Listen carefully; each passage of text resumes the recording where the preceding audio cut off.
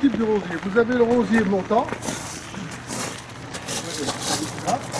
Et vous avez le rosier qui reste type vraiment hardi, qui reste radical.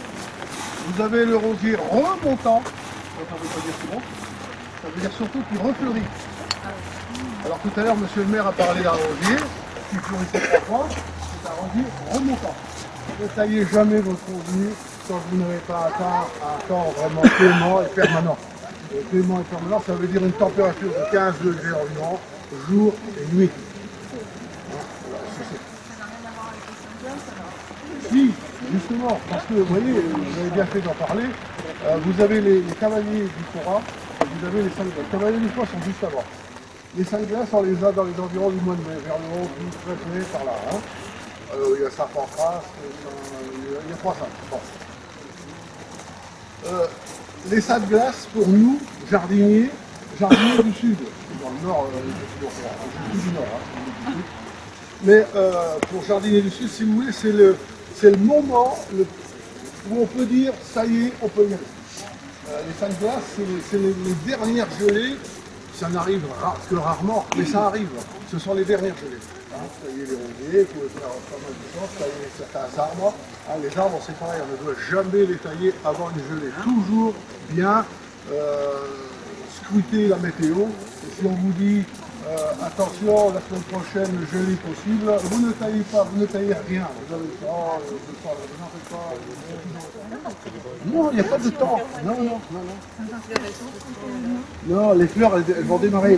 Quand vous allez tailler vos rosiers, bon, d'abord, on ne taille pas trop le rosier. Hein, de tailler de taille douce, c'est pour la taille douce. On ne taille pas trop les rosiers.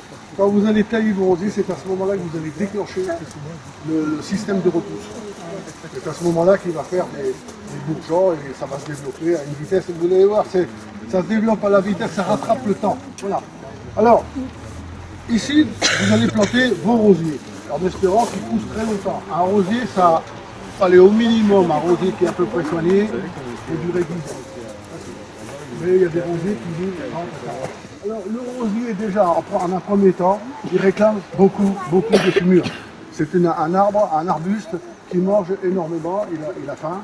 Plus vous allez lui donner de la fumure, pas de l'engrais. L'engrais, vous pouvez lui en mettre, mais après, plus tard, comme ça, sur des rosiers qui auront des tiges grosses comme mon pouce. Vous aurez de très jolies roses. Alors, n'essayez pas d'en avoir trop de roses, ça ne sert à rien. Quand vous avez vos tiges qui vont monter avec des bourgeons d'abord et ensuite des boutons de rose. S'il y en a trop, vous en enlevez un peu. Vous gardez 2-3 boutons au maximum. Hein, vous enlevez les autres. Bon, ici, vous n'aurez peut-être pas l'occasion parce que vous n'allez plus la faire le jour après. Hein, mais si vous le faites chez vous, c'est comme ça. Alors, le rosier, pour le planter, de la fumure au pied. On met après, je vais vous montrer comment on fait. Je vais mettre là. Hein, je vais vous montrer comment on fait. Et vous le planterez toujours de la même manière, même si vous plantez un rosier dans un pot. Hein, parce qu'un rosier, comme je vous ai dit, c'est un arbuste. La racine, elle fonce vers le bas. Elle en fait sur le côté quand elle ne peut pas aller vers le bas, elle fonce vers le bas. Alors, si vous venez à planter un rosier dans un pot, prenez un pot haut, un diamètre conséquent, parce que c'est un arbuste, c'est pas une plante quelconque, hein, un diamètre au moins de 40 à 50, et une profondeur pareil, 40 à 50. Mais celui qui vous l'a vendu, c'est un bon horticulteur, c'est un bon marchand. Hein. Voilà. Parce que souvent, quand on achète des rosiers, et surtout en promotion, faites attention, vous avez la racine qui tourne tout autour. Voilà. Alors ça veut dire que c'est déjà un rosier qui est planté dans le pot de plein balle. Et il commence à mourir et tout, c'est tout. Alors quand c'est comme ça, là je ne peux pas le faire parce qu'il est bon. S'il était entouré, la racine était entourée, il faut carrément l'enlever, la sortir de son nid, c'est comme un nid. Hein. Alors il faut carrément l'enlever, couper les bouts, et à partir de là, vous pouvez planter. Au-dessus du terreau, avec un mélange de terreau, si vous voulez, un mélange de terreau, vous faites un col bien passé. Voilà. Vous mettez, alors là, vous écartez bien, d'ailleurs je vais le faire avec celui-là, vous écartez bien les racines. Par contre, là, je ne couperai pas les racines, elles sont toutes jeunes. Hein. Vous écartez bien les racines, vous mettez bien à plat. Sur le col. Hein. Après, on recouvre, alors on remet du terreau, parce que ça aime le terreau. Ça n'aime pas une terre calcaire, ça n'aime pas une terre argileuse. Ça aime bien une terre acide, plutôt acide. Pas trop acide quand même, mais plutôt acide. Hein. Une bonne terre de Verdun. Voilà. Pas de coquille d'œuf. Alors là, vous voyez, j'enlève ce qui est au milieu.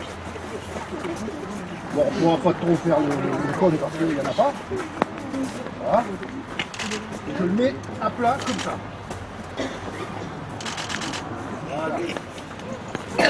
Vous voulez donner, on vous donne ça. Oui, je vais prendre aussi de... Alors bon, ça c'est de la tourbe. C'est un mélange de tourbe avec autre chose. Je n'ai même pas de la tourbe. Ça c'est ce qui remplace la tourbe. C'est très bon. Hein, c'est léger comme ça. Alors je vais le mélanger. Des écorces, vous voyez. C'est fibreux, oui. Pour les roches. Comme il faut. Alors je vais essayer de le faire comme ça, mais... Ça, à la limite, ils peuvent vous donner avec les bottes, ça. Attendez, je vais pouvoir y arriver. Le collet, il est là. Oh, c'est souple.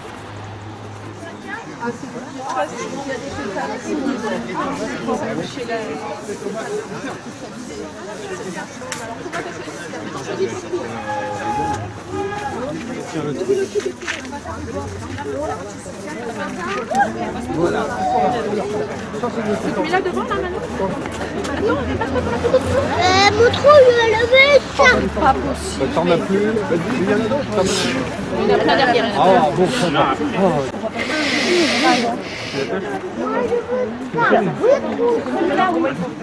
Ah bah, ils en ont choisi un. Excusez-moi. Je vais aux gens.